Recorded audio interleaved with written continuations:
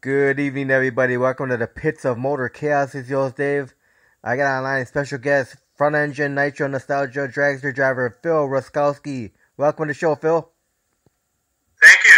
Great to be here. So, Phil, the last event you did was at the Hot Rod Reunion in California, right? Yes, it was. And then how'd you run up there? You know, it was a pretty good outing for us. We took the pedal clutch out of the car and put a glide clutch in the car, which really changed how the car worked in the tune-up. I think we're going the right direction. You know, it showed lots of promise, but it definitely, threw a curveball at us. It's a very humbling sport. It's not so easily done. And how many passes did you make at the Hot Rod Reunion? We made 3 passes, but, the increments weren't bad. They weren't great, but they weren't bad. But the car, we're not hurting a lot of parts, but it just pulled really hard. It sounded strong. I think if we can just get a nice, clean, straight run, a couple little minor changes in the fuel system, I think we're really close to running that low 6-second run, which is what we're hoping to do. A 6:20, we'd be the happiest guys in the world. So what kind of numbers did you put up at the reunion? We put up a 660, I think was the best we ran. But we never ran the car past about 800 feet. It's easy to do a lot of damage in that 1,000 feet to 1,300 foot range. Right. So right now we're stepping off quite often at around 800 to 1,000 feet just to save the motor. So what's the quickest ET you've had with this dragster? 640 is the best we ran. What track was that at? That was at Bakersfield. That was at the March Meet event, or actually the reunion a couple years ago. So you had pretty good luck at Bakersfield? We love it down there. The conditions are typically really good. It's a really good bunch of guys to go race with. You got the who's who. Lots of the guys are willing to help you out. So for us, because we're so isolated on the southern tip of the island, going down to where everyone is doing it, it's nice to get entrenched in it. It's a little overwhelming. There's so much information, and I know I must wear some of the guys out because we're just coming over asking so many questions, but we're just trying to absorb so much in a short period of time. Yeah, I always hear the guys talking about the heritage, nostalgia guys are always real class act guys to run with. It's a real classy bunch of guys. They're willing to help you out. They see we're keen. We don't have just piles of money falling out of our pockets to throw at this thing, so we got to be careful. Earlier this year at Mission, when we were doing some testing, we put a blower into 8 pieces and burned it up and wrecked it pretty good. That takes a real dent in your racing budget. So when we can go down to somewhere like the California Hot Rod Reunion at Bakersfield, be pitted beside 2-3 guys on either side of you that have the answers to the questions you're asking, that's just a huge plus. Yeah, nitromethane is not cheap. Man, it's not cheap and it's humbling. You always hear how the tune-up window on the gas motor is so wide, an alcohol motor it's different again, and a nitro motor it's even smaller. Well, it's even smaller than you can imagine. And when it starts to eat up on itself, I ruin more stuff in 6 seconds than 6 years on alcohol. 6 seconds of nitro equals 6 years of alcohol racing. Wow. So now you're running 95% nitro, right? 95%'s the highest we've run in it so far. The small block Chevy seems to be a little bit of a different beast than the Hemi, and it seems to like the more percentage we're throwing at it. So we're pretty happy with. We're not tearing the motor up. We broke it really bad at mid-year at Mission when we blew the blower, but that was because of me trying something with a tune-up. It wasn't the car's fault. It was self-induced pain. Every time we can get more runs in, we learn so much, but it costs you so much to learn it. It's really tough that way. So now with these nitro cars, when you do warm up, you have to run it on gasoline first, right? first on the bottle, and then switch the fuel pump onto nitro. Otherwise, it'll blow up. Pardon me? If you run straight nitro and a warm up, it'll blow up, right? You know, I've never tried to fire it with 100% nitro. on a real cold day in March at Bakersfield, it won't start properly on alcohol, we find. We'll actually start it on gas and then switch it over. Because the gas lights off a little quicker than the alcohol. You know, you can run pretty big percent. You know, I've heard you guys running, 98, 99% before. So, I guess there people are out there doing it. So when you do your warm-up, do you do throttle wax? We give a couple little whacks when we ran the pedal clutch. But with the glide clutch, because of how it loads the motor, it tugs on it a little bit. When you give it a whack, it gives it a real romp sound. And I must admit, we got caught up in the moment a little bit at the reunion. It probably got 3 or 4 more than it needed, that's for sure. But that's a good time. We just about popped that puppy off the jack stands a few times. So besides Hot Rod Reunion, how many events did you do this year? We did, the reunion. We started the March meet, then we go to Boise. We sometimes do a match race at Seattle and try and get, an admission. And then we come down to the reunion again. So we sort of do half the circuit. Kentucky would be a long drive, but I must admit we dream of doing it. And we definitely talk about it. It's on our wish list. Bowling Green? Yes. So next year, pretty much the same schedule for you? Yes. Yeah, it's a good schedule. It would be fun to go to the Bowling Green race. Conditions are tough. We just want to get running a little bit better before we go that far for a race. Right. So let me ask you this, Phil. How did your whole career begin in drag racing? I saw as far as started in drag racing, I started fooling off cars. I had my first car by the time I was 14 years old with my dad, a 55 Studebaker. So I started pretty young and had, a very supportive family when it came to it. In the early 80s, I wanted to race something that was lighter than a car and, without all the extra things, just, the bare necessities. And that's when I started thinking front-engine dragster would be the, simple, inexpensive way to go racing. I always had a sweet spot for front motor dragsters, so it seemed like a natural place to start. Now, did you ever go watch drag racing when you were a kid? The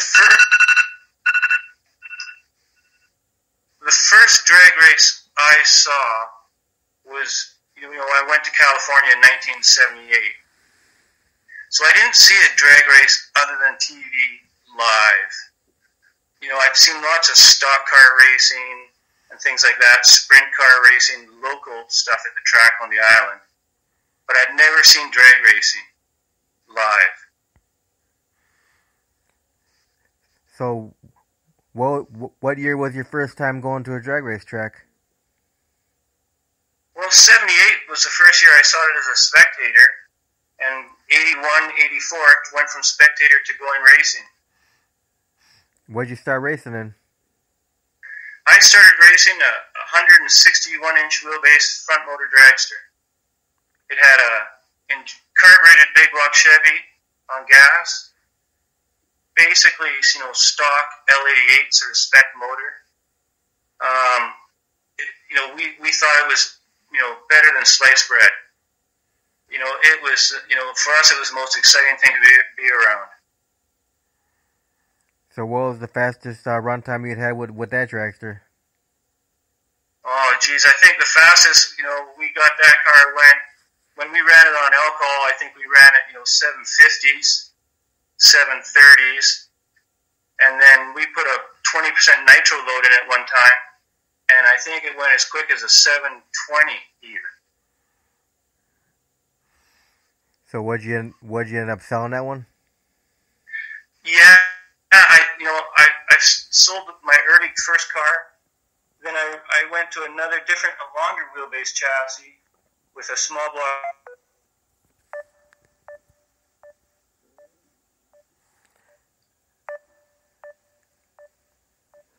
I lost my connection with him.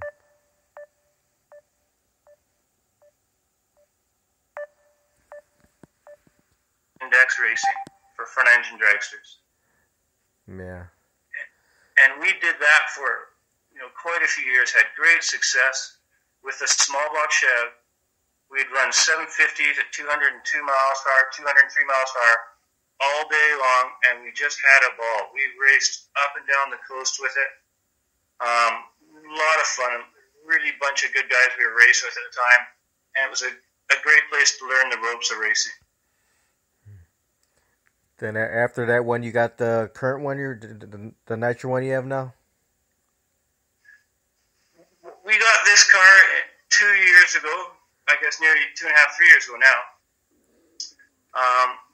My old car, we had run, 650s at 220 miles per hour in, front motor dragster.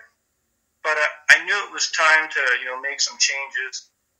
And that's when I bought the Tony Bartone's X-Championship car. So I took my small block Chevy out of my old car, made sure it was all legal for current rules, and put it into his chassis. So I took the world's fastest top fuel dragster chassis and changed it to the world's slowest dragster chassis now. But we're having a lot of fun with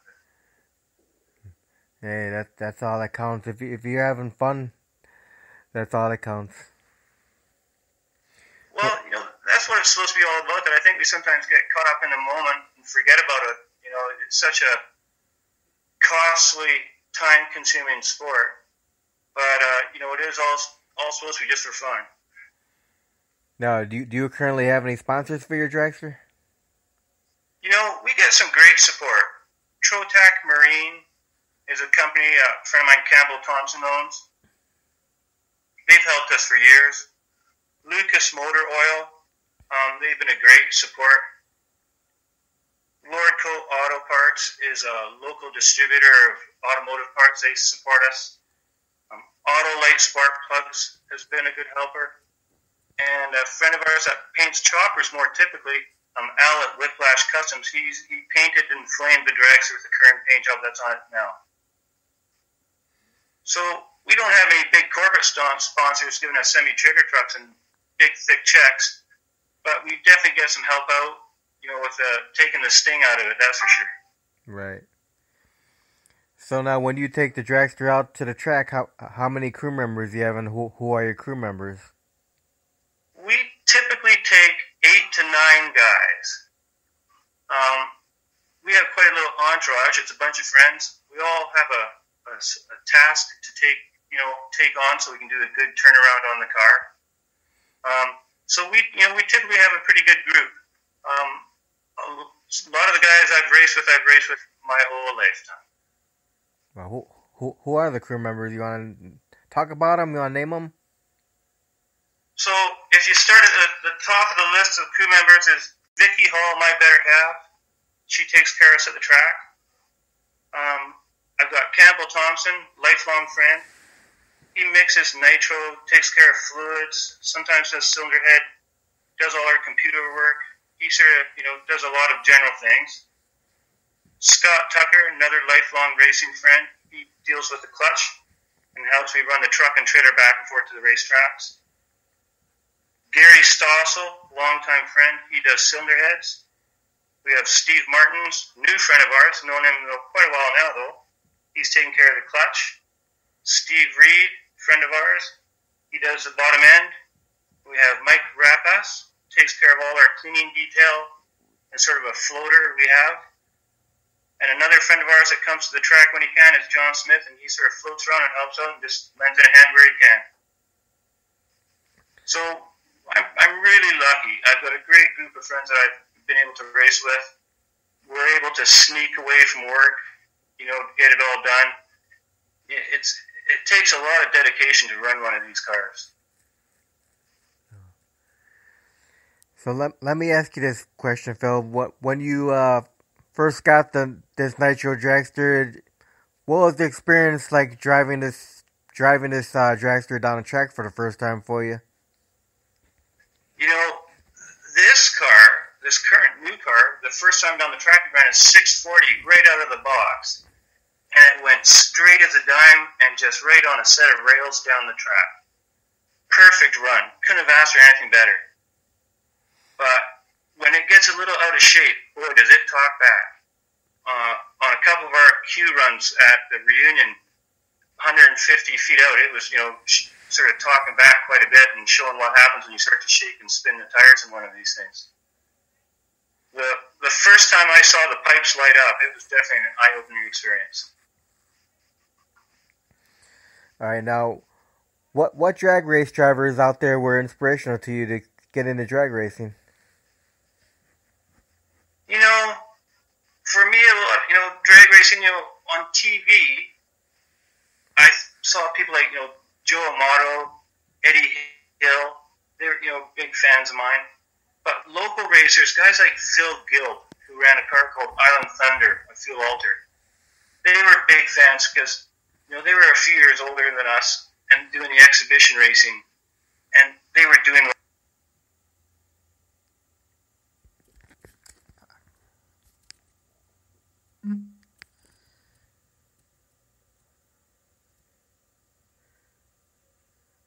Well, whoever's listening, I'm sorry about that. We're having technical difficulties tonight. This usually never happens. I don't know what's going on tonight. Please bear with me.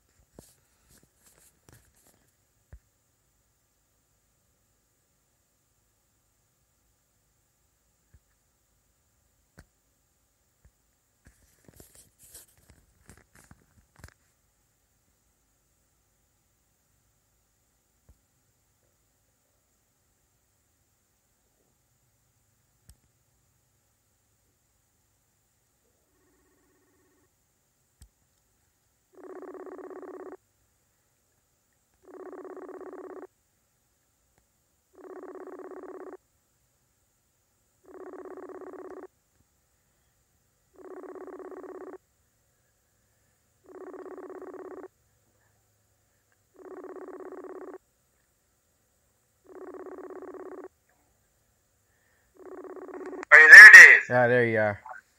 I see you were trying to call me at the same time. Well, I just hit another button there just to see if maybe I could help things out. Probably not.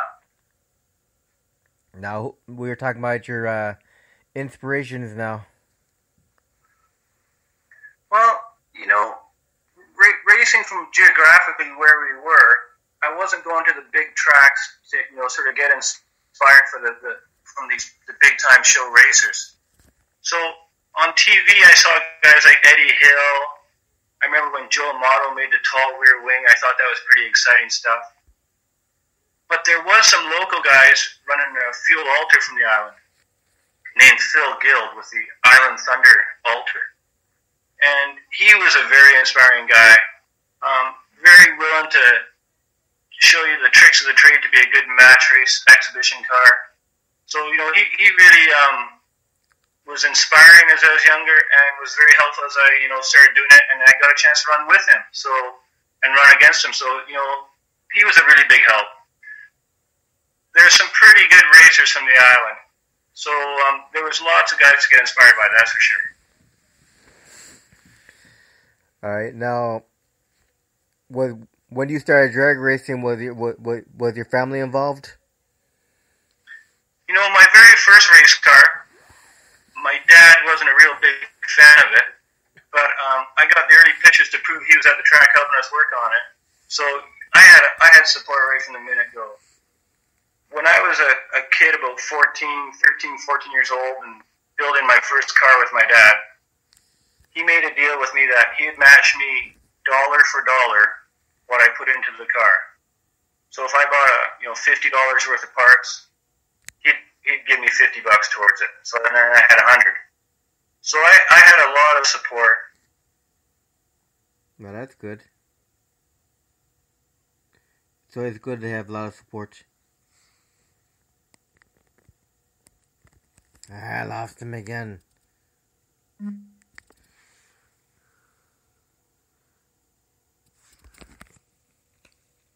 Again, I'm very sorry about this, folks. Bear with me.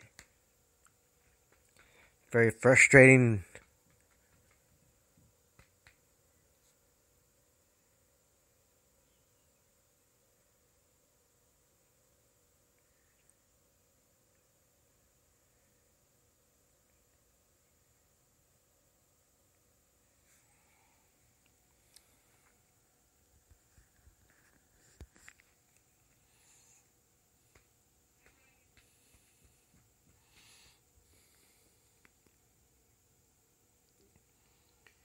Alright, we should be able to hook up again here. Maybe not.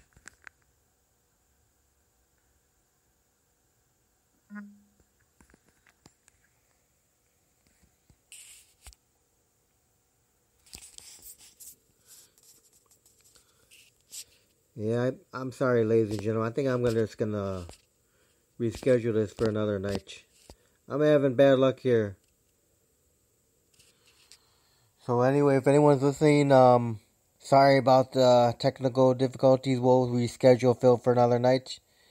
And I also want to send my deepest condolences to Dragster driver Kat Muller's friends and family. You know, we lost her over the weekend, I think, or was it last Thursday? No, last Thursday. The last Thursday, Kat Muller crashed, and it was, what can you say? It was just terrible. Condolences to her family and friends again, Kat Muller, and Godspeed, Anyway, anybody listening, you have a great night, and I wish you the best Thanksgiving ever. And once again, we'll reschedule Phil for another night. So, sorry again about this technical difficulty night. And have a great night. Have a happy Thanksgiving, like I said. Alright, thank you. Bye.